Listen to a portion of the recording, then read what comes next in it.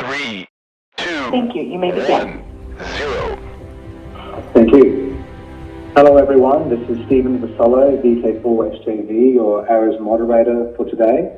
Through the help of amateur radio volunteers and the crew on the ISS, we soon hope to establish radio contact with the International Space Station as it flies more than 400 kilometres above the Earth over the United States of America.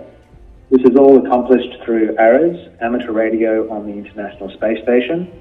The ISS is currently approaching the west coast of the USA, heading on its trajectory to New Hampshire and travelling along at around 27,000 kilometres per hour. The contacts for today will be performed using the ARAS Telebridge network, a worldwide network of amateur radio ground stations that enable students to contact the ISS. ARAS is an international consortium of volunteers from several nations that assist to develop and operate the amateur radio equipment on board the International Space Station. Some of those that support ARAS are the American Radio Relay League, the worldwide AMSAT Amateur Radio Satellite Corporations, the Canadian Space Agency, the European Space Agency, the Japanese Space Agency, Roscosmos, the Russian Space Agency, and NASA. The amateur radio ground station that will establish radio contact with the ISS today is ARAS Ground Station AB10C Alpha Bravo 1 Oscar Charlie, located in Hollis, New Hampshire, USA, and operated by Fred Kemmerer. Thanks for helping us out today, Fred. All right. Pleasure. So we still have about 6 minutes until contact time. So the ARAS link up today will be with Scouts Australia participants at Mount Hawthorn, Western Australia. Now, let's check in with the group. We've asked group leader Andrew Johnston to please tell us about the Scouts that are taking part today. Over to you, Andrew. Thanks, Stephen.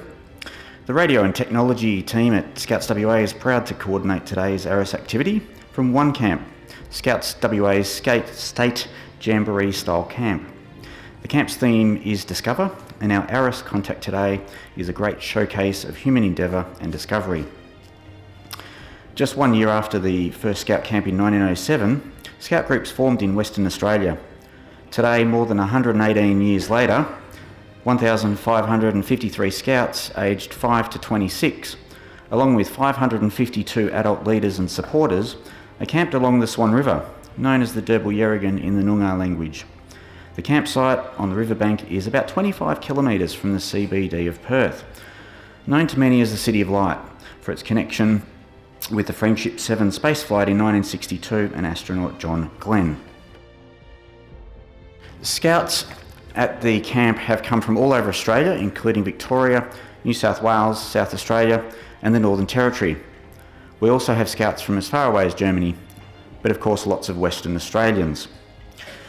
The Scouts have been participating in off-site activities such as hiking, sailing, scuba diving and trail bike riding, learning abseiling skills and canoeing.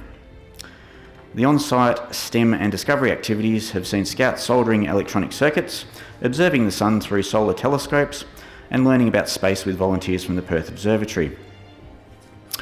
The Scout Learning Radio direction finding today may well be the next ground station controller or communications expert for a mission to Mars.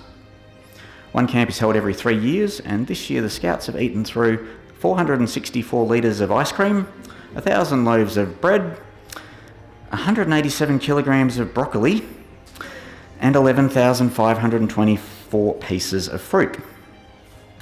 The camp has been running all week, with today being the last day. While Scouts will go home tomorrow, memories of their fun and adventure will remain for years to come. Our ARAS contact today is on one camp's open day. We've got about 700 parents, family and friends enjoying the final day of the camp with the Scouts. The 18 Scouts asking their questions today are really excited to speak with astronaut Jack Hathaway and discover the answers to their curiosity. Over.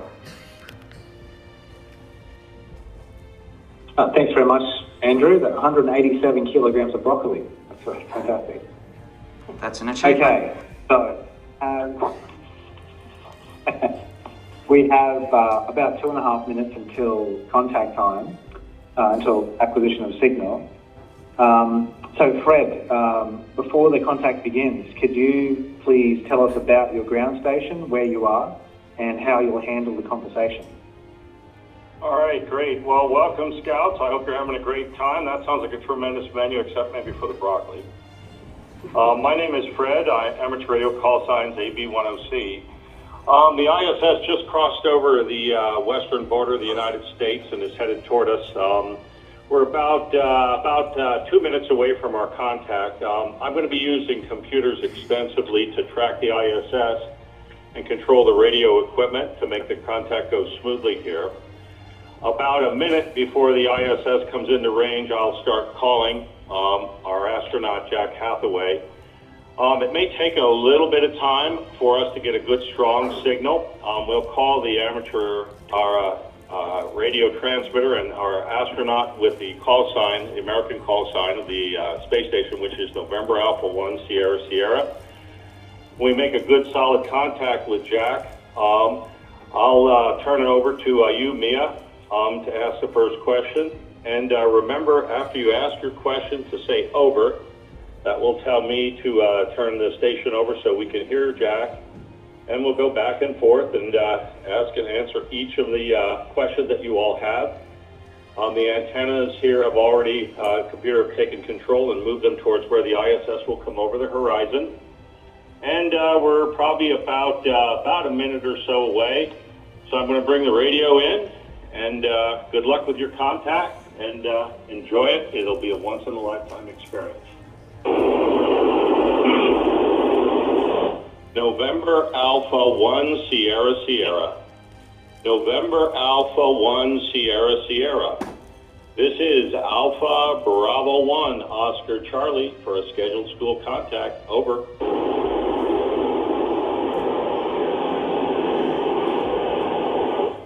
November Alpha 1 Sierra Sierra. November Alpha 1 Sierra Sierra.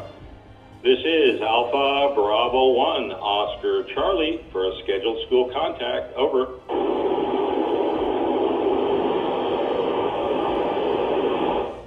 November Alpha 1 Sierra Sierra. November Alpha 1 Sierra Sierra. This is Alpha Bravo 1 Oscar Charlie for a scheduled school contact. Over.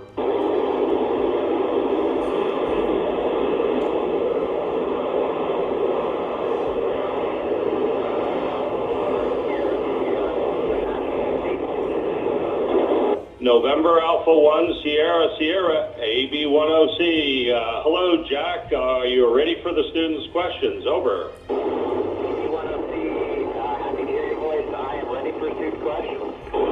Okay, Mia, good luck, and go ahead with the first question. Over. My name is Mia, and have you ever lost anything in space and have it floated away? Over. Hi, Mia. Thanks for the great question. Actually, we lose something almost every day, and it floats away. Some things we have tied down, some things we have on Velcro, but most of the time we end up finding things either floating just in front of us a couple days later, or sometimes on the air vents. It gets caught up in the airflow and floats that way. Over. My name is Georgia. What does it feel like to be in space? Over. Hi, Julia. Thanks for asking the question.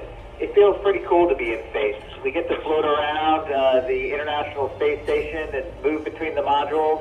It's a pretty awesome experience, especially when we get to look out the window and see the entire Earth floating below us. Over.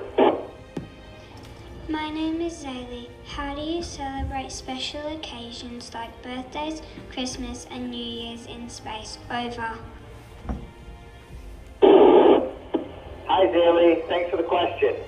Well, there's 7 of us up here on the International Space Station, and we usually like to get together on the weekend for dinner and to celebrate anyone who had a birthday or a special holiday like that. Sometimes we even have some special food that came up on a cargo vehicle. Over. My name is Connor. How long does it take to launch from Earth and dock to the ISS from the Soyuz rocket? Over. Hi, Connor. That's a good question. Well, my colleague up here, Chris Williams, came up on the Soyuz rocket with our Russian cosmonaut colleagues, and it takes them 2 or 3 hours to dock to the International Space Station. My crew came up on a Falcon 9 rocket, and we took 30 hours to rendezvous and dock with the space station.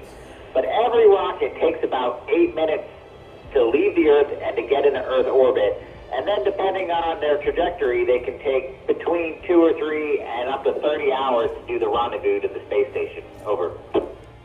My name is Alice. What do you miss most about Earth, and is there anything about space that you wish you could bring back with you? Over. Hey Alex, I guess I miss hanging out with my family the most, but also I miss a nice shower. We don't really have running water up here, so I'm looking forward to a good shower when I get back. About bringing something back with me, I wish I could bring back the opportunity to be weightless for just a couple minutes at a time. Not all day, but every once in a while would be pretty neat. Over. Hi, my name is Charlie, and how does the International Space Station produce enough air for the astronauts to breathe? Over. Hi Charlie, that's a good question. We do it in 2 ways. In one way, we filter the air that we breathe. You know that we breathe out carbon dioxide, and we have special hardware that can separate the carbon and the carbon dioxide from the oxygen, and then we can put the oxygen back into the air to breathe. Also, on our cargo vehicles, we sometimes bring up air in canisters that we can use to repressurize the station. Over. My name is Luke. What is one fun fact that most people wouldn't know about the International Space Station? Over. Hi, Luke. The fun fact that I like to tell people is that we don't have washing machines up here. So we wear our clothes for a couple days, maybe a week, and then we put them in the trash. And that trash goes into a cargo vehicle that burns up in the atmosphere on re-entry. So essentially, we wash our dirty clothes by setting them on fire in the atmosphere on re-entry. Over. My name is Samantha. How do you distinguish heavy and light objects in 0G? Over.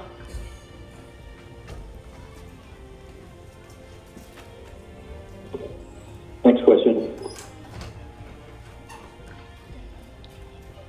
My name is Mason. I go to school 8 hours a day, 5 days a week.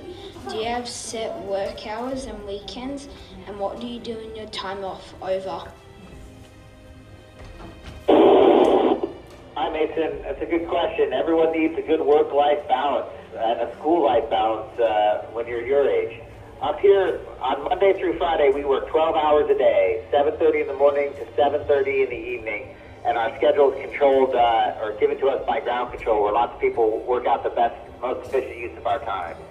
Sometimes on the weekend, we have some work to do, like we have to exercise every day to keep our muscles and our bones healthy. And we also have to do housekeeping, like cleaning up the station, wiping it down, and vacuuming.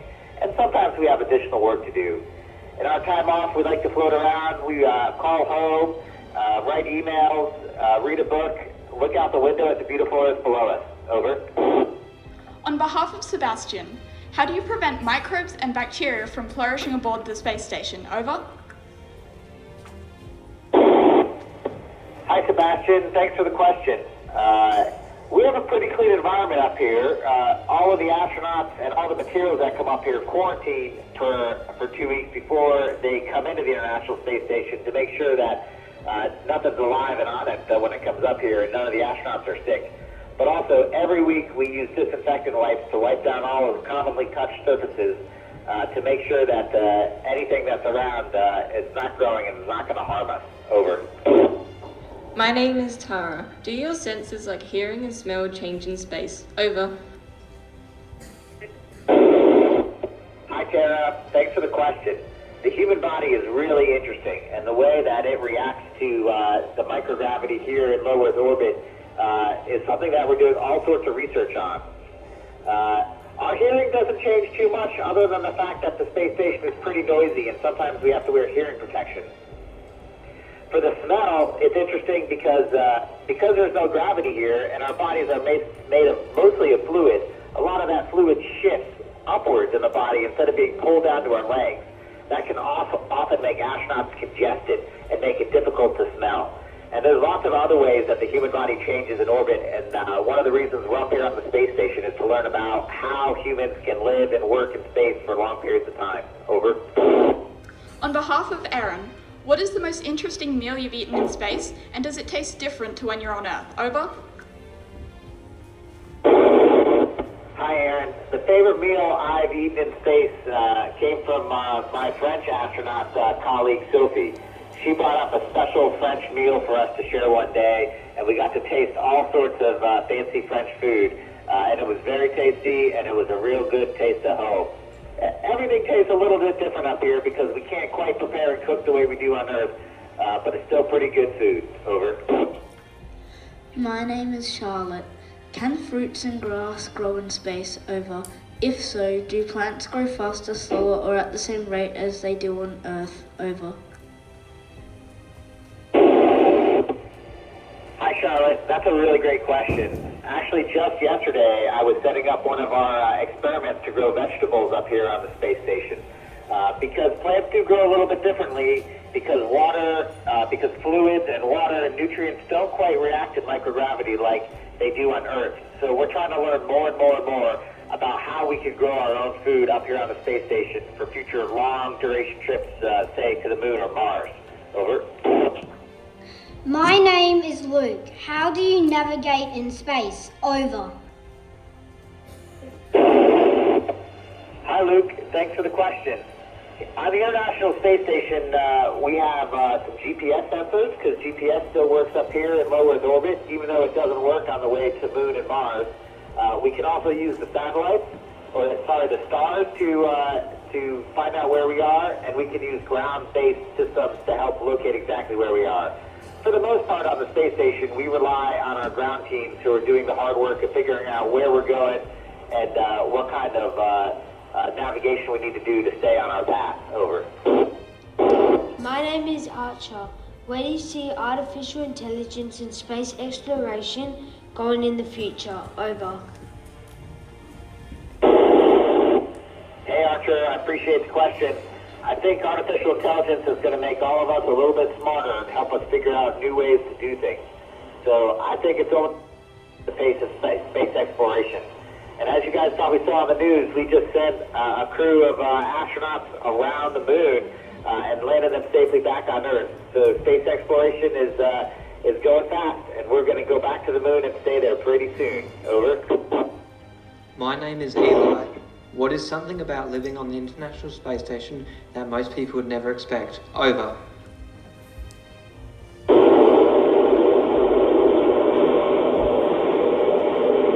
All right, students, good scouts, good job. You got her done. Great job. Congratulations. Thanks for the question. I was a little bit stumped. That's why it took me a second to think about this. I think maybe people don't expect that it takes the human body a little bit to adapt to our time up here. We're used to living in gravity, and it takes astronauts a little bit of time to get used to.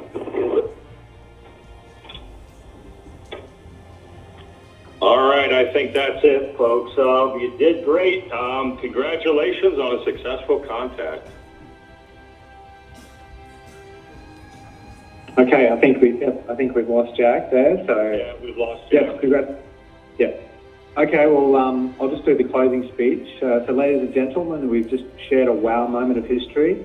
Amateur radio station AB1OC, operated by Fred Camara, contacted astronaut Jack Hathaway, JJ5NIV, operating NA1SS aboard the International Space Station, and spoke with Scouts Australia participants at Mount Hawthorn, Western Australia. Now for the international volunteer team of ARAs, including the amateur radio satellite corporations around the world, the American Radio Relay League, the Canadian Space Agency, the European Space Agency, the Japanese Space Agency, Roscosmos and NASA. This is Stephen Vassallo, VK4SJV, Sending my greetings to you all in amateur radio terms 73s, which means best wishes. Conference operator, Julie, can you please stop the recording? It is stopped. Thank you.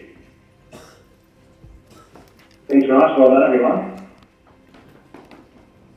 No worries. Thank you very much from Scouts WA and the team here to all your efforts, Jack and the crew and the RS team.